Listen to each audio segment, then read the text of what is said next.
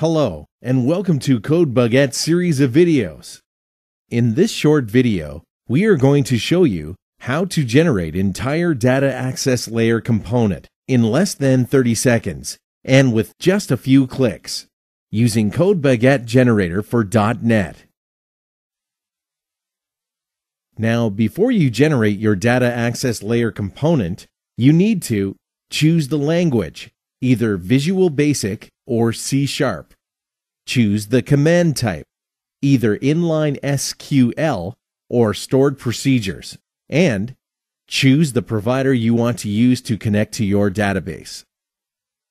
And all of these options are available right in front of you on the toolbar, where you can easily change your options and quickly generate or regenerate your code.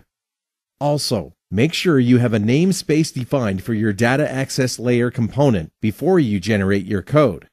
And you can check this in the Data Access Layer tab within the Tools Options menu.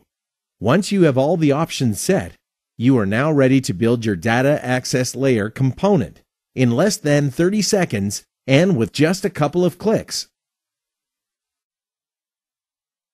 Okay, so let's go to Visual Studio and create a new class library project. And I will name it Northwind.DataAccessLayer.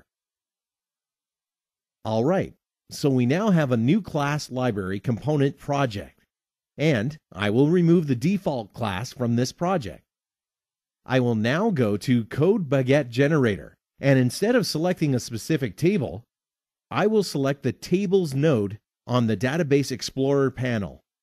Select the Data Access Layer class node on the Code Explorer panel and click to generate.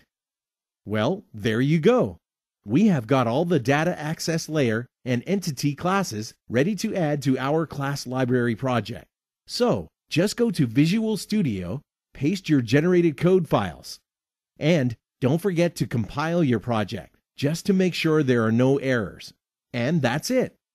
Congratulations! You have your data access layer component ready to use into your web, Windows, WPF, mobile, or any other type of application. Now, you will be wondering that I did not copy my generated code files into the clipboard from the output folder. So how did you paste them into the Visual Studio? Well, CodeBhagat makes it easy for you. It copies all the code files into the clipboard as soon as they are generated. And if you don't want the generated code files to be copied into the clipboard, just go to the Tools Options menu and select No for Copy to Clipboard option. That's cool, isn't it? Now, what does my data access layer component contain? Well, for each table or view, it will generate two code files. One, an entity class that contains properties for each column of a table or view.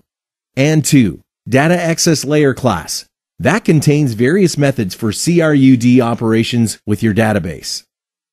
And here is the quick preview of the methods you have on each of your data access layer class.